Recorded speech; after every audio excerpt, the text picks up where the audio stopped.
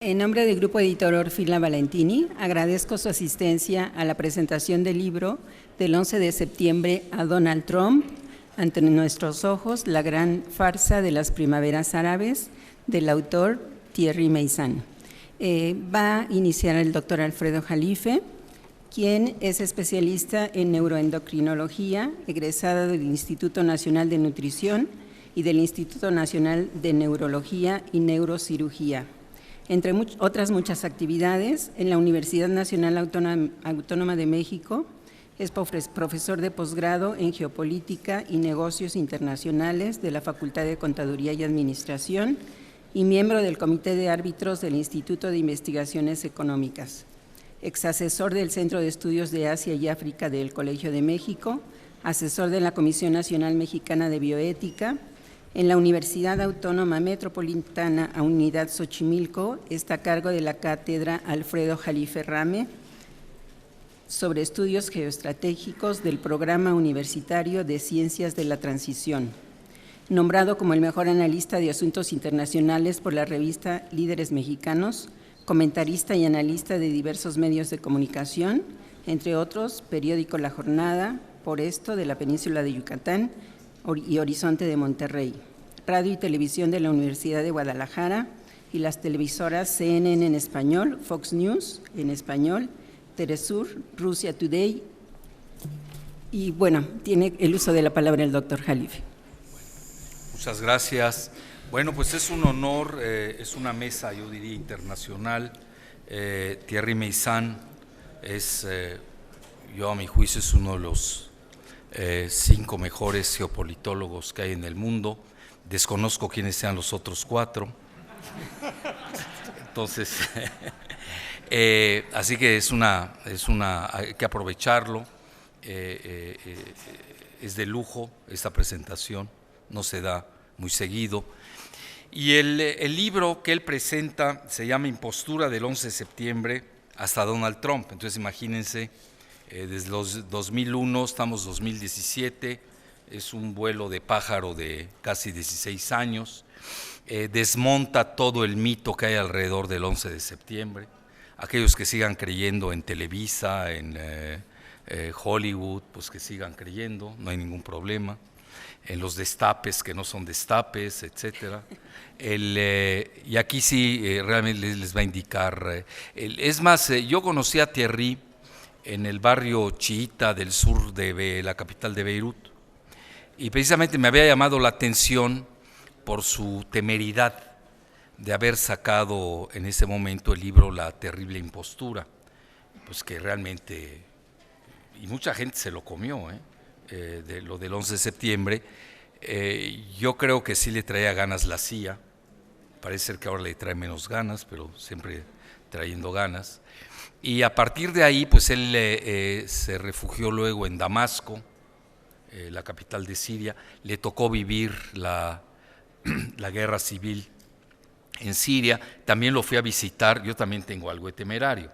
Lo fui a visitar a Damasco, no sé, 2, 3 fois, ¿combien? 3 fois, pues, 3 veces. Bueno, ya estoy practicando mi francés porque le voy a traducir. Y en otra ocasión también él estaba en Libia, en Trípoli, cuando estaba el derrocamiento de Muammar Gaddafi. Ya iba a llegar también a verlo, porque él conoce mucho. Yo diría que la característica de Thierry es de que poca gente tiene información tan privilegiada de documentos de primera mano como él. Por eso, pues realmente es muy difícil competir con alguien que tiene 2 características. La primera, que tiene la mejor información, y la segunda, que está en el sitio de la acción. Yo, por ejemplo, conozco un periodista mexicano, y con esto ya lo dejo aparte, que es una estrella nacional, que desde el hotel, había un hotel en Beirut muy famoso, creo que el Comodor, ¿no? El Hotel Comodor, ahí hacía las reseñas de la guerra civil en Líbano, pero nunca salía del bar. Entonces oía todo lo que le contaban, Thierry tiene esa característica, conoce a los actores, ha viajado prácticamente en los grandes centros de acción, y ya no le quito más tiempo. A mí me tocó hacerle el prólogo del libro. A mí muchas cosas me dejaron impávido, Por ejemplo, ¿quién financia a Al-Qaeda, al Daesh? Imagínense. ¿Quién está detrás de Al-Qaeda, al Daesh? Los yihadistas. Cómo una empresa francesa conocida como Lafarge, pues era la que construía los túneles de los yihadistas. Entre ellos, la abogada de esa empresa francesa se llama, creo que ustedes han oído hablar de ella, se llama Hillary Rodham Clinton. Se han oído hablar de ella, ¿no? Bueno. Luego también como otra empresa, Caterpillar, hacía los bunkers, etcétera, etcétera. Entonces no hay nada más que decir, y aquí dejamos a Thierry para que nos diga lo que él piensa le interesa al público mexicano, y al final vamos a dejar un tiempo, me imagino, ¿no? De 15 a 10 minutos para preguntas y respuestas. Muy bien, bienvenido, bueno, Thierry. Gracias, Alfredo, por la introducción, y les menciono que Thierry Meyssan nace el 18 de mayo en 1957 en Telans, Gironda. Es periodista y activista político francés, presidente fundador de la Red Voltaire y de la conferencia Axis for Peace. Sus análisis sobre política exterior se publican en la prensa árabe, latinoamericana y rusa. Geopolitólogo de envergadura internacional, ha impactado al mundo cuestionando la versión oficial de los atentados del 11S.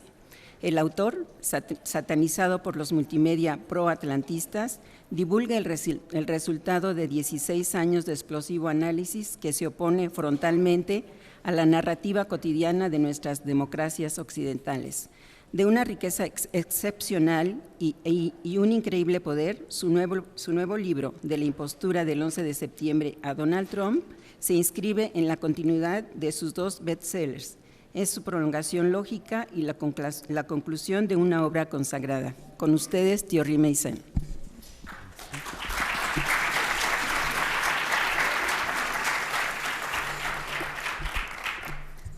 Excusez-moi de ne pas parler espagnol. Oui. À cada tu fais une longue phrase et moi je traduis. Sinon, tu vas pas, okay. Va finir jamais. Se pide disculpas por no saber español. Eso dice, pero sí. Au cours des dernières années, j'ai cherché à comprendre comment fonctionnaient les relations internationales. Il y a ce que l'on raconte dans les médias, et puis nous voyons que ce qui se passe ne correspond pas à ce que l'on nous dit. Mais nous ne savons pas comment cela fonctionne par derrière. Comenta que su investigación versa sobre cómo funcionan las relaciones internacionales. Realmente no tiene nada que ver con lo que dicen los multimedia, no corresponde a esa situación porque su funcionamiento es totalmente diferente. Alors, les relations internationales sont devenues quelque chose d'extrêmement secret, ce qui est peut-être normal avec la diplomatie, mais pendant des années, les choses se faisaient en public. Aujourd'hui, tout se fait en secret. Las relaciones internacionales ya se han vuelto muy secretas. Antes se manejaba por medio de la diplomacia, pero ahora ya están alejadas del público y realmente son secretas. Personnellement, je me suis engagé pour défendre des peuples qui étaient attaqués, et je me suis retrouvé à participer à des opérations avec des partis politiques ou avec des États, et donc à avoir accès aux informations dont chacun de ces groupes disposait. A nivel personal, él se dedicó a defender a grupos o a partidos o a estados, y en esa calidad pues tuvo acceso a informaciones que estos mismos grupos tenían, y él es que las hace participar. Donc je suis devenu conseiller de plusieurs États, tout ça, mais chaque fois, je me suis rendu compte que les États eux-mêmes avaient beaucoup de mal à comprendre ce qui se passait autour d'eux et souvent contre eux. Luego se volvió consejero de varios estados, pero también se percató que los mismos estados tenían mucha dificultad de entender lo que pasaba tanto adentro de sus propios países como en su entorno. Mais toujours j'ai constaté que la manière dont les choses se passaient était identique quel que soit le pays. Las situaciones, curiosamente, independientemente del país aludido, las situaciones eran idénticas. Es de lo que se percató él. Donc, le livre qu'on vous présente là essaye de récapituler ce qui s'est passé dans les 7 dernières années, principalement autour des printemps arabes, mais pas uniquement. Lo que hace el libro recapitula específicamente los recientes 7 años, más que nada en relación a las célebres primaveras árabes como fueron bautizadas, pero no solamente ello. Parce que beaucoup d'éléments qui n'apparaissent pas liés les uns aux autres sont en fait profondément reliés. Par exemple, tout à l'heure nous parlions de la guerre en Géorgie. La guerre en Géorgie, c'est une étape d'une opération israélienne et états-unienne contre l'Iran, mais il fallait des aéroports qui permettent aux bombardiers israéliens d'attaquer l'Iran, et donc ces aéroports intermédiaires devaient être en Géorgie. Según él, en su óptica, muchos elementos parecían disociados, pero cuando él, porque estábamos hablando ahora durante la comida del asunto de Georgia, cómo se da los sucesos en ese país, cómo estaban en juego en realidad 2 aeropuertos que había construido Israel en Georgia. Y que Estados Unidos estaba detrás, precisamente como no podían emprender esa operación, estaba detrás de la construcción de esos aeropuertos donde Israel haría escala en los aeropuertos de Georgia para ir a bombardear a Irán. Y eso precisamente no se sabía mucho y era parte del juego de la guerra que se dio entre Georgia y Rusia. Voilà. Mais pourtant, dans les médias, on n'a jamais exposé ce qui était l'enjeu essentiel de cette guerre. Los multimedia nunca dieron parte de cuál era el juego esencial de la guerra en Georgia, y era precisamente sobre esos 2 aeropuertos.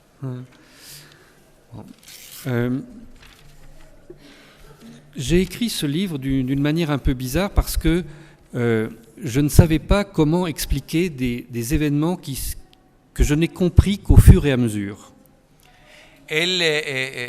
Pareciera que el libro él lo fue haciendo de una forma extraña, pero conforme lo fue elaborando, se dio cuenta de que sí habían conectividades entre ellos. Au début, je me fiais à ce que disaient les journaux et puis à ce que j'avais pu avoir étudié auparavant.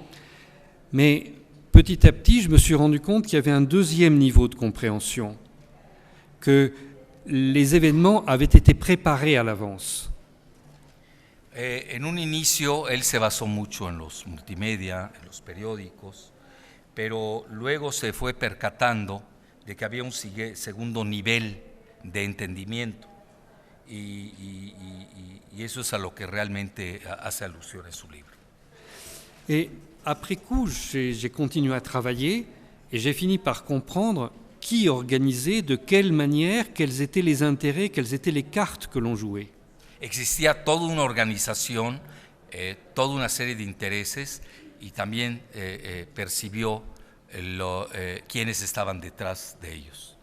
Donc, dans ce livre, la première partie raconte la manière dont la France, parce que bon, pour moi c'est plus facile, comment la France a perçu les événements au Moyen-Orient et comment elle a réagi.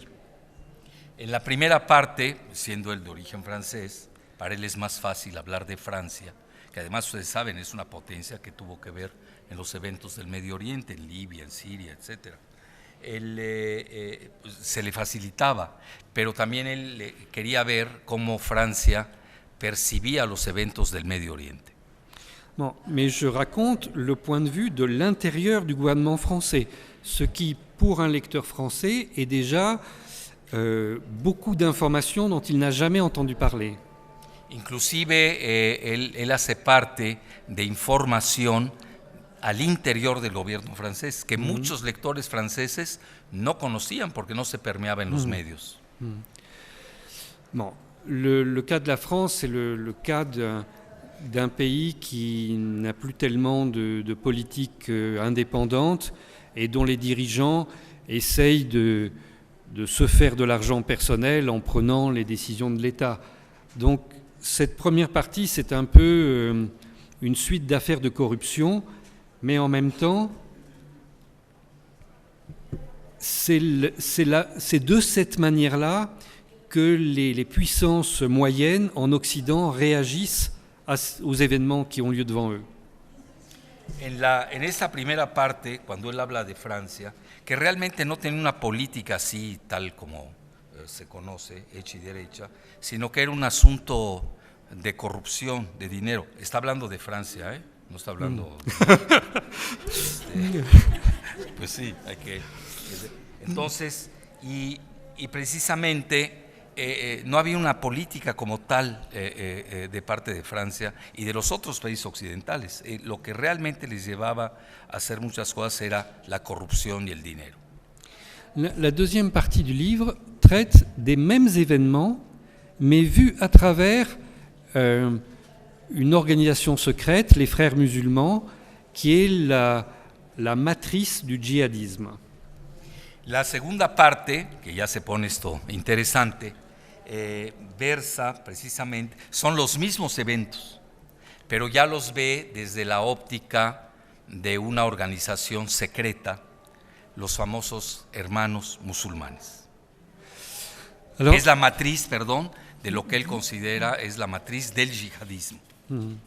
Donc personne ne connaît cette organisation. Il y a eu beaucoup de livres qui sont parus, mais qui ne traitent des frères musulmans que dans un pays particulier, différent chaque fois, mais jamais d'une manière générale. Poca gente conoce a la organización de los hermanos musulmanes. Se les conoce en forma singular en un país dado, pero no en forma general como toda una organización hecha y derecha. Contrairement à son nom de frères musulmans, ça n'est pas du tout une organisation religieuse, c'est une organisation exclusivement politique. Contrariamente al nombre de hermanos musulmanes, no es una organización religiosa, es una organización política. Et comme je l'explique dans le livre, cette organisation est directement dirigée par les services secrets britanniques. Y esta organización, ahí viene la parte interesante, es dirigida por los servicios de espionaje británicos. Pendant 70 ans, cette organisation a été utilisée par les Britanniques d'abord dans leur empire et après pour maintenir leur influence dans leur ancien empire. Durante 70 años, esta organización de los hermanos musulmanes fue utilizada por Gran Bretaña, primero en el seno de su imperio y segundo, cuando desaparece el imperio, pues para mantener la influencia en sus antiguas colonias. Mais au bout d'un moment, les Britanniques ont fait financer cette organisation par leurs amis saoudiens. Et comme il y avait beaucoup d'argent avec l'Arabie saoudite, il se trouve que cette organisation s'est développée d'une manière extraordinaire. En un inicio, la organización fue financiada por amigos de Gran Bretaña, específicamente por Arabia Saudita, pero como Arabia Saudita tenía abundancia de dinero, esta organización pues fue más allá de lo que esperaban y proliferó en forma tremenda. Donc là, je raconte toutes les étapes de cette organisation. Par exemple, la manière dont ils ont créé le Pakistan en 1948, ou la manière dont les Britanniques ont utilisé cette organisation dans les années 80 pour organiser la guerre civile en Algérie et éliminer l'influence française en Algérie et prendre le contrôle de ce pays. Una manera que él hace el recuento de los hermanos musulmanes es precisamente con eventos específicos Uno de ellos es cómo se crea Pakistán, ustedes saben, cuando se desmiembra de la India en 1948, y otra es la guerra civil en Argelia, porque lo que pretendía en ese momento Gran Bretaña era quitar la influencia de Francia en ese país. En fait, sur la durée, on voit progressivement des méthodes qui sont mises au point pour déstabiliser des États et qui vont être utilisées pour ce qu'on appelle les printemps arabes.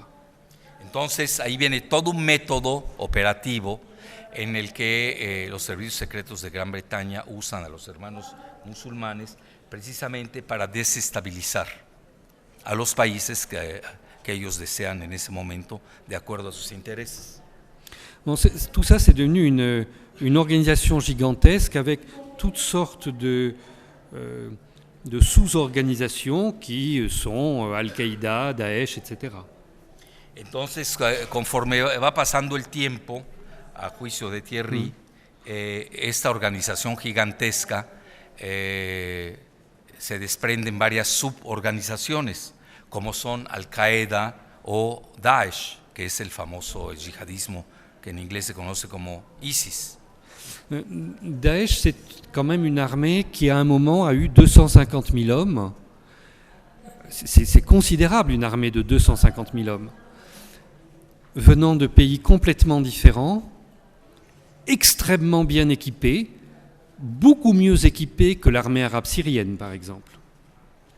El ejemplo de Daesh es de que llegó a tener hasta 250,000 miembros, que es un ejército tremendo. Daesh es gigantesco, y venían de varios países, precisamente, estaban muy bien equipados, a grado tal que lo eran mejor que el propio ejército oficial de Siria.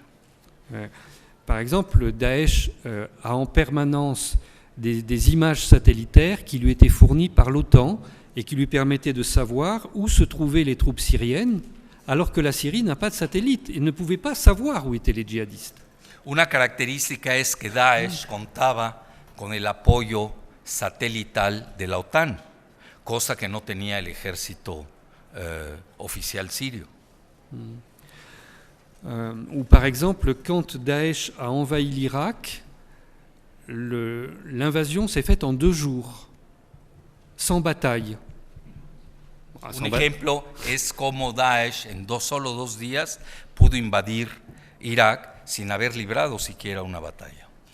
En fait, tout avait été prévu auparavant dans une réunion qui s'était tenue en Jordanie et où on avait prévu que les officiers supérieurs de l'armée irakienne allaient eux-mêmes se retirer, qu'il n'y aurait pas de bataille. Et les États-Unis avaient amené des armes qui étaient encore dans des caisses pour que Daesh puisse les récupérer.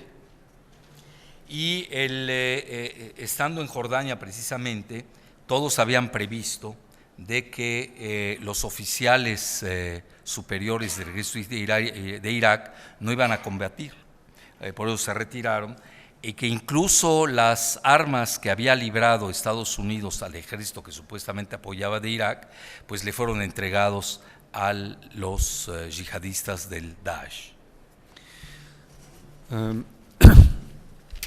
La troisième partie du livre, c'est les réactions des différents États à ce qui se passe. Donc c'est la réaction, par exemple, de la Russie et de la Chine, ou les réactions d'États de la région comme la Turquie ou le Qatar. Mais c'est surtout l'explication de la manière dont, ensemble, le Royaume-Uni et les États-Unis ont organisé ces événements et ont fait avancer leur machine. La tercera parte del libro versa sobre la reacción de varios países, entre ellos Rusia, China, Turquía, Qatar, pero en su conjunto lo que él maneja es cómo Estados Unidos y Gran Bretaña manejaban precisamente toda esta maquinaria de Daesh para avanzar sus intereses. Alors, la succession de... Il y a énormément d'informations dans ce livre. Si je voulais en parler, je pourrais uniquement commenter une page aujourd'hui et il faudrait 300 conférences pour discuter du livre. Hein. El libro tiene una sucesión de eventos y tiene mucha información, a tal grado que una sola página bastaría para hablar de un evento y toda la información al respecto. Mais, ce qui est important, c'est que quand on comprend la manière dont les choses ont été planifiées au départ, on se rend compte que la plupart des États se sont trompés en réagissant. Et particulièrement la France, puisque j'ai consacré la première partie à la France, sa réaction paraît totalement ridicule quand on comprend ce qui se passe sous la table. Lo importante que él considera es cómo esta planificación de Gran Bretaña y de Estados Unidos hizo que la mayor parte de los países se equivocara, y específicamente, sobre todo Francia, del que él es origen, que tuvo una reacción al final del día totalmente ridícula. La troisième partie donc, montre la réaction de différents États aux événements.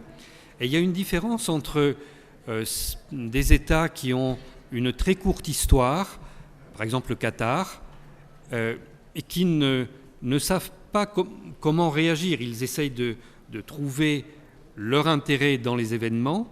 Ils croient qu'ils participent à l'organisation des événements, mais en fait, ils sont un jeton que les autres utilisent à leur insu. La tercera parte, precisamente, él hace mención de cómo estados con una pequeña historia, corta historia, reciente, como es Qatar, no saben cómo reaccionar a la hora de la verdad. Ellos creen que sí juegan, pero al final del día son simples fichas en manos de Estados Unidos y de Gran Bretaña. Et d'un autre côté, il y a quelques grands États qui ont une longue histoire, comme la Russie et comme la Chine, et qui se déterminent non pas par rapport à ce qu'ils voient des événements, parce qu'ils savent que ça n'est qu'une apparence qu'ils voient, ils se déterminent par rapport à leur propre histoire. Y por otro lado, existen grandes estados como son Rusia, China, que tienen una larga historia, que determinan su reacción de acuerdo a la experiencia de sus propias historias. Par exemple, la Russie a repris la politique de la tsarine Catherine II au XVIIIe siècle, où la Chine a décidé de relancer la route de la soie qui était leur politique dans l'Antiquité. El ejemplo es cómo Rusia recurrió a la política de Catarina II en el siglo XVIII, y mientras que China recurrió a su antigua política de la ruta de la seda. Et ces États peuvent, à la fin, avoir une action positive parce qu'ils ne se sont pas laissés aveugler par des petits événements qui se passaient devant eux. Esos estados pudieron tomar acciones positivas porque no quedaron ciegos ante pequeños eventos que les subnubilaba su política. Bon, je pense que au cours des dernières années, aucun livre n'a été publié pour essayer d'expliquer ces relations entre les États. A juicio de Thierry, en los recientes años no ha habido ningún libro que dé precisamente esta relación entre los estados y estos eventos. Donc pour le moment, vous ne pouvez pas comprendre les relations internationales si vous n'avez pas lu ce livre. Dice que no podrán entender las relaciones internacionales si no han leído el libro de Thierry, y el mío también, ¿no? Eso lo dijo. Eso es intraducible. Mais je pense que quand vous l'aurez lu, vous aurez encore plus de questions à vous poser. Cuando lo lean, tendrán más preguntas a hacer. Parce qu'en fait, aujourd'hui, les États, certains États jouent un rôle, mais il n'y a pas que des États qui participent aux relations internationales. A su juicio, hay pocos estados, ciertos estados, que juegan un papel en las relaciones internacionales, pero pocos otros no lo hacen. Bueno, ¿para qué hablamos de cuál, no? Par exemple, dans les guerres qu'on vient de voir, alors on s'imagine qu'il y a des sociétés militaires comme l'anciennement Blackwater, par exemple, qui jouent un rôle, mais il y a des sociétés comme Lafarge, dont Alfredo a parlé tout à l'heure, ou par exemple le fonds d'investissement des États-Unis KKR, qui est le véritable financier de Daesh. Por ejemplo, hay sociedades, algunas sí son conocidas, sociedades militares, una de ellas Blackwater, que incluso cambió su nombre. Luego tienen esta empresa Lafarge, del que él hace mención, que por cierto es francesa, donde trabaja Hillary Clinton, pero hay una que es KKR, que yo digo porque hice el prólogo y lo leí el libro, que es precisamente donde estaba el general Petraeus, David Petraeus, exdirector de la CIA, por cierto. Esta KKR es la que financia a los yihadistas. Et puis il y a cette chose très particulière depuis la dernière élection présidentielle aux États-Unis, d'une fracture des États-Unis où plusieurs pouvoirs se concurrencent, et chacun de ces pouvoirs ayant une politique dirigée d'abord contre l'autre pouvoir. Un caso particular es el de Estados Unidos desde la llegada del presidente Trump, donde hay una fractura de facto, donde hay varios poderes que compiten entre sí, uno contra el otro. Le groupe de Mme Clinton n'a pas accepté de perdre les élections. Donc, il a mobilisé ses moyens en les déplaçant, non plus dans l'administration officielle des États-Unis, mais à travers des sociétés multinationales ou à travers des organisations intergouvernementales comme l'OTAN, mais aussi comme les Nations Unies. El grupo de la señora Clinton, en lugar de desplazar dentro de la administración Trump a funcionarios, lo que hizo es colocar a su gente en sociedades transnacionales o bien en organismos intergubernamentales como son la OTAN o las mismas Naciones Unidas. Par exemple, dans le livre, je donne très en détail un plan qui a été réalisé par le numéro 2 des Nations Unies, le numéro 2, avec l'aide du gouvernement allemand, et qui prévoit la capitulation totale et inconditionnelle de la Syrie. Él habla en detalle en el libro de un plan explícito en el que el número 2 de la ONU, el secretario que viene de Feldman, Jerry, ¿no? ¿Sabes? Jeffrey Feldman, él precisamente en colusión y con la ayuda de Alemania tenían todo un plan para derrocar y hacer capitular al gobierno sirio. Mais quand on voit ce plan, ça paraît impensable que ça vienne des Nations Unies. Les Nations Unies sont là pour défendre la paix, et ça, c'est l'organisation d'une guerre avec une capitulation que même on n'a pas imposée au Japon, alors que le Japon, lui, avait des responsabilités dans la Deuxième Guerre mondiale. Dice que es impensable que desde el mismo seno de la ONU, con este Jeffrey Feldman, se diera precisamente este plan de capitulación de Siria, que no sucedió ni siquiera con Japón, pese a que Japón había tenido una responsabilidad en el desencadenamiento de la Segunda Guerra Mundial.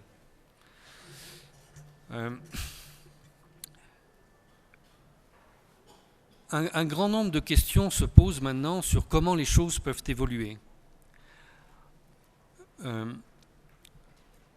D'une part, les États qui ont toutes ces informations ne peuvent pas en faire état public, ne peuvent pas en parler publiquement. Si par exemple la Russie mettait en cause le rôle de l'ONU dans les guerres en Libye et en Syrie, et même en Irak, ça voudrait dire qu'on arrête avec les Nations Unies, mais on n'aurait rien pour remplacer ça. Donc il faut faire très attention à ne pas détruire des instruments qui peuvent être utiles, même si aujourd'hui ils sont détournés de leur finalité. Muchos estados, grandes sobre todo, dejan en su actuación pues muchas interrogantes y cómo ha evolucionado la situación. El caso de Rusia, que tiene mucha información al respecto, no lo hacen público porque no quieren poner en tela de juicio lo poco que queda del orden internacional, sobre todo el papel flagrante que jugó la ONU en el caso de Libia, de Irak, de Siria. Entonces, para ellos, como no hay nada que sustituya a la ONU, prefieren dejar este estado de hechos que no pasen al público. Il y a 3 semaines, la version russe de ce livre est parue et les autorités russes ne savaient pas trop comment réagir. Parce que s'ils se mettent à commenter le livre, ils doivent valider ce que j'ai écrit à l'intérieur et donc, par exemple, ils doivent demander la dissolution de l'ONU immédiatement. Alors ils ont fait quelque chose de très astucieux. Ils ont organisé une émission sur la première chaîne de télévision où ils ont dit lisez ce livre, tout est dedans et c'est lui qui le dit, c'est pas nous. Comenta que hace 3 semanas se publicó la versión rusa del libro, que ahora tienen aquí ante sus manos, y que el problema era, no sabía cómo reaccionar Rusia, porque por un lado tenían la opción de, si hacían un comentario que validaba pues toda la información de Thierry Meyssan, pues el... Bon, peut-être vous avez des questions à poser sur tout ça, j'y répondrai volontiers. Bueno, dice que si hay preguntas, él contestaría voluntariamente. Des matières premières ou qu'il y avait quelque chose à voler en Syrie. Alors, cette explication ne fonctionne pas. Effectivement, il y a en Syrie beaucoup de gaz, il y en a même autant qu'au Qatar. Ça a été découvert par le gouvernement syrien en 2016. Jusque-là, personne ne le savait, sauf une société qui était venue faire des prélèvements en Syrie, mais on ne savait pas que ça s'était passé, tout ça. Et cette société française avait été vendue à des Britanniques et puis aux États-Unis, etc. Donc il y avait quelques États qui avaient cette connaissance, mais ce ne sont pas nécessairement ces États qui ont provoqué la guerre. Alors l'autre hypothèse, c'était de dire les Britanniques et les Français veulent restaurer leur empire colonial. Al principio, la hipótesis que se manejó fue de que algunos países trataban de recuperar las materias primas, robárselas. Según él, no va así. Aunque Siria tiene cantidades de gas similares a las que ostenta Qatar, hasta que en 2016, aunque el gobierno sí lo sabía, habían unas sociedades, unas de ellas francesas, que sí se enteraron en sus primeras exploraciones que existía pues gran cantidad de gas, pero dice no, esa no fue la causa de la provocación de la guerra. Y ahorita pasa la segunda opción, que es como Gran Bretaña y Francia, pues ahí sigues. Mais voilà, qu'ils voulaient rétablir leur empire colonial. Que iban a restablecer su antiguo imperio colonial. Alors, c'est vrai pour la France, mais ça ne marche pas pour les États-Unis, ça. Eso era cierto para Francia, pero no para Estados Unidos, porque no estaba ahí Estados Unidos antes. En fait, je pense que je pense ça maintenant, mais je ne le pense que parce que j'ai vu les destructions posées par ces guerres.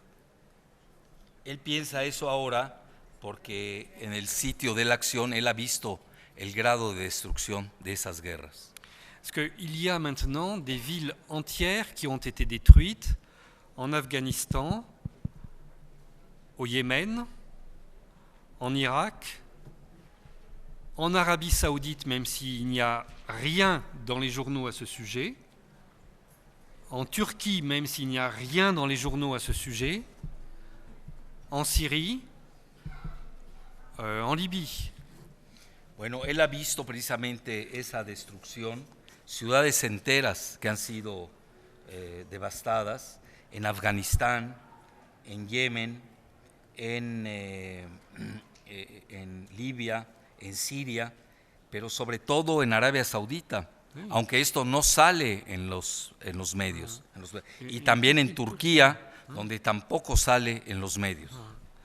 Donc pourquoi y a-t-il toutes ces destructions? On peut chercher une explication pour chaque pays, mais ça n'est pas sérieux, ça a lieu au même moment dans tous ces pays.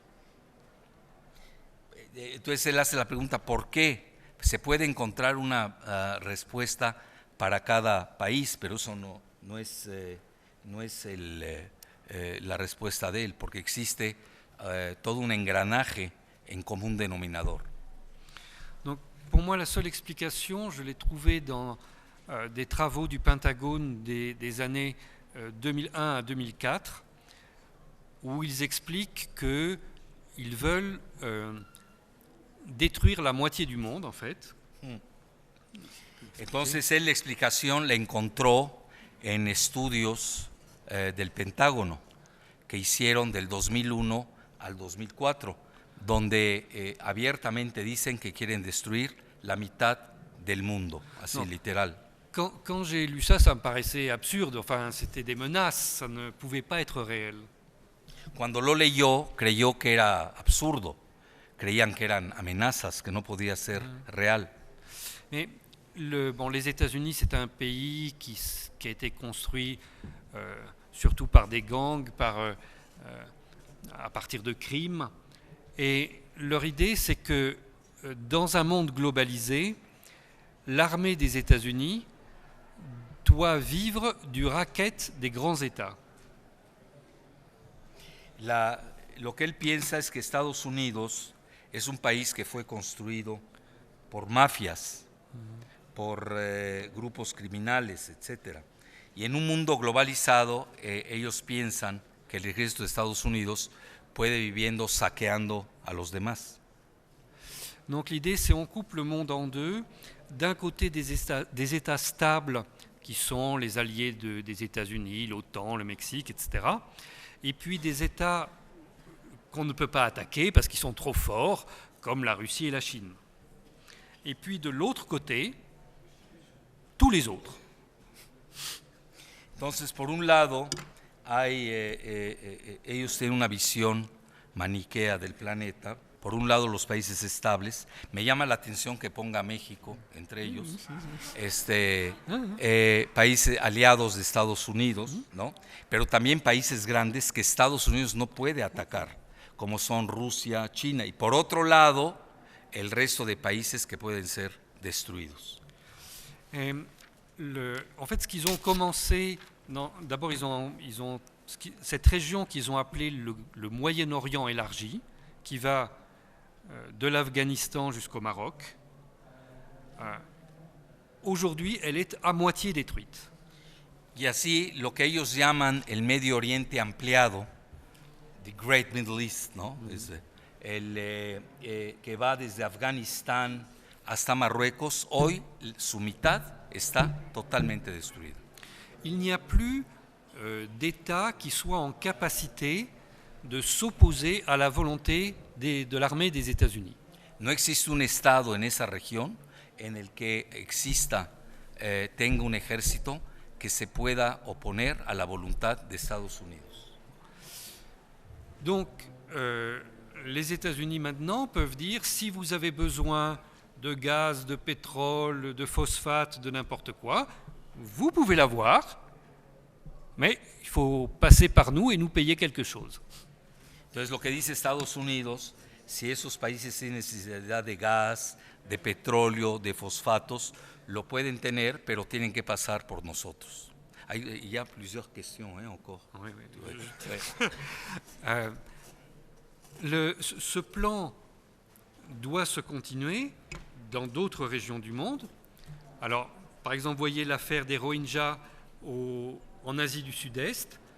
Il y a en même temps des opérations qui ont lieu au Cambodge et en Thaïlande pour détruire cette région. En estos momentos el plan sigue su curso y hay otras regiones. El ejemplo ahorita es con los Rohingya, ya saben ustedes los musulmanes de origen de Bangladesh que viven en Myanmar, la antigua Birmania o Burma. También está la desestabilización que está teniendo ahora Camboya y Laos. Thaïlande. Et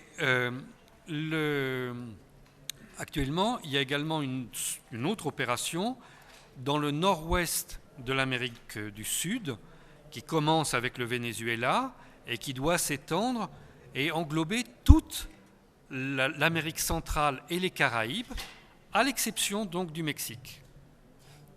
Dice que hay otra región que es el noroeste de América Latina, específicamente de Sudamérica, que tiene como foco a Venezuela, el Caribe, América Central, con excepción de México. Mais Oye, te va a adorar Peña. Si vous lisez le livre d'Alfredo, vous verrez que se prépare la division du Mexique, parce que de toute manière, il faudra un sas de protection pour les États-Unis si la guerre vient trop près de chez eux.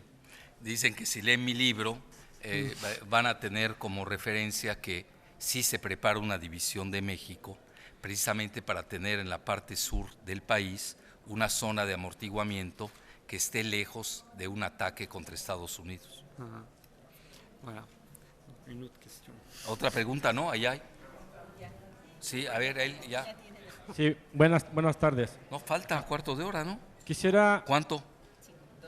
Ah, bueno, a ver.